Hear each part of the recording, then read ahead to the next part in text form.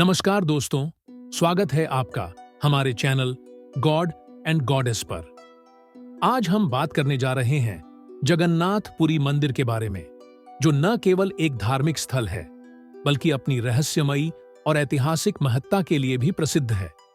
यह मंदिर भारत के उड़ीसा राज्य में स्थित है और हर साल लाखों भक्त यहां आते हैं। लेकिन क्या आप जानते हैं इस मंदिर से जुड़ी कुछ आश्चर्यजनक बातें जो शायद आपने कभी सुनी नहीं होंगी? इस वीडियो में हम आपको जगन्नाथ पुरी मंदिर से जुड़ी आश्चर्यजनक बातें बताने जा रहे हैं जो आपको हैरान कर देंगी। तो चलिए बिना समय गवाए शुरू करते हैं और जानते हैं इस मंदिर के रहस्यों और विशेषताओं के बारे में। अगर आपको हमारा वीडियो पसंद आए तो कृपया लाइक और सब्सक्राइब जरूर करें। आइए जानते हैं जगन्नाथ पुरी मंदिर के बारे में।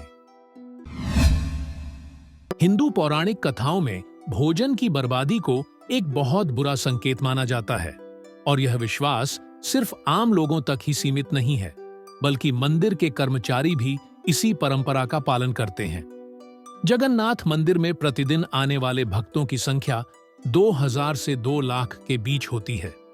इतना बड़ा तांता और इतनी बड़ी संख्या में प्रसाद तैयार करने के बावजूद एक अजीब और चमत्कारी बात यह है कि यहाँ कभी भी प्रसाद की बर्बादी नहीं होती।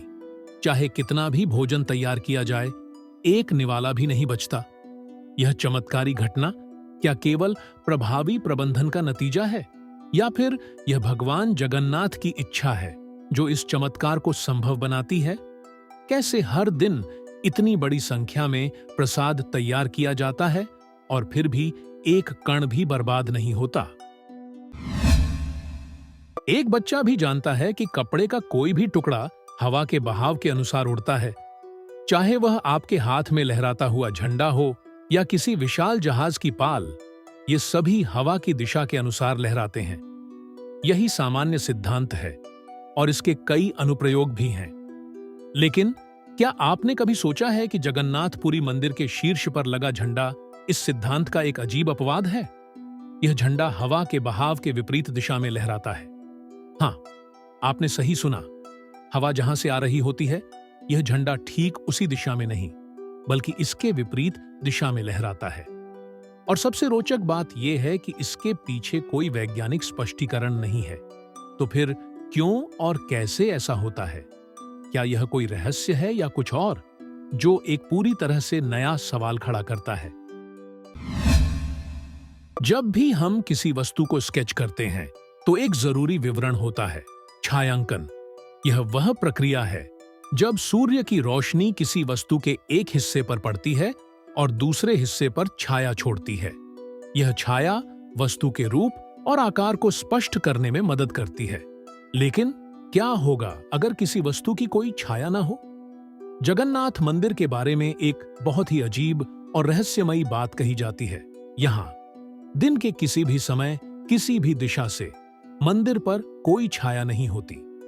यह रहस्य अब तक वैज्ञानिकों और वास्तुशिल्पियों के लिए एक बड़ा सवाल बना हुआ है। क्या यह एक वास्तुशिल्प चमत्कार है या फिर भगवान जगन्नाथ का मानवता के लिए संदेश?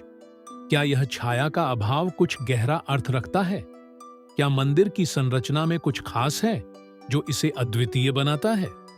इस रहस्य की पीछे की सच्चाई क्या हो सकती है?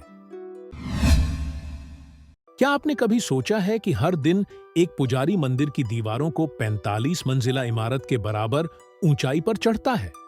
और यह चढ़ाई सिर्फ एक साधारण कार्य नहीं, बल्कि एक महत्वपूर्ण अनुष्ठान है।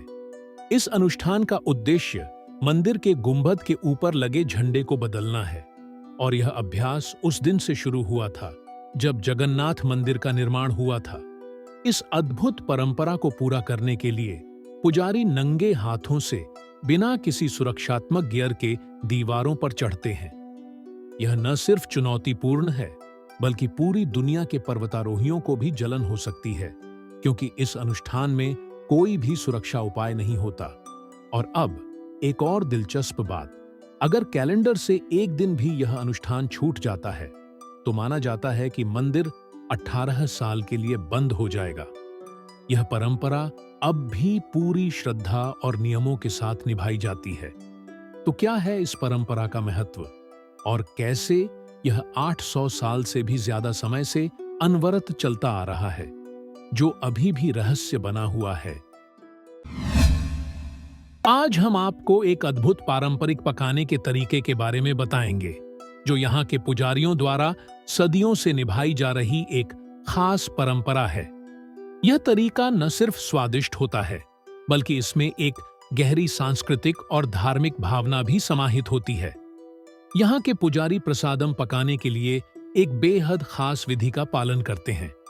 इस विधि में 7 बर्तनों को एक दूसरे के ऊपर इस तरह रखा जाता है कि सबसे ऊपर वाला बर्तन पहले पकता है, और यही नहीं, नीचे वाले बर्तन भी उसी क्रम में पकते जाते हैं।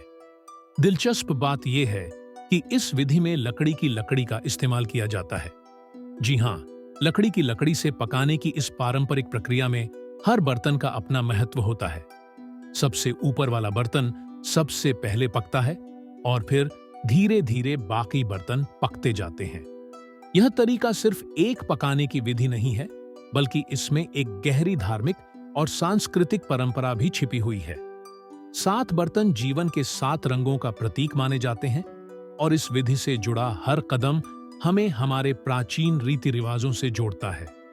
जब प्रसाद तैयार होता है तो वह सिर्फ एक भोजन नहीं, बल्कि एक आध्यात्मिक अनुभव बन जाता है। हर बाइट में एक अनोखा स्वाद और आस्था की अनुभूति होती है। तो दोस्तों, यह था एक खास पारंपरिक तरीका जो सदियों से हमारी सांस्कृतिक धरोहर का हिस्सा है। यदि आपको यह वीडियो पसंद आया हो तो कृपया लाइक, शेयर और सब्सक्राइब करें, और हमें कमेंट करके बताएं आपको यह विधि कैसी लगी। धन्यवाद। हम जल्द ही एक और नए वीडियो के साथ आपके पास वापस आएंगे।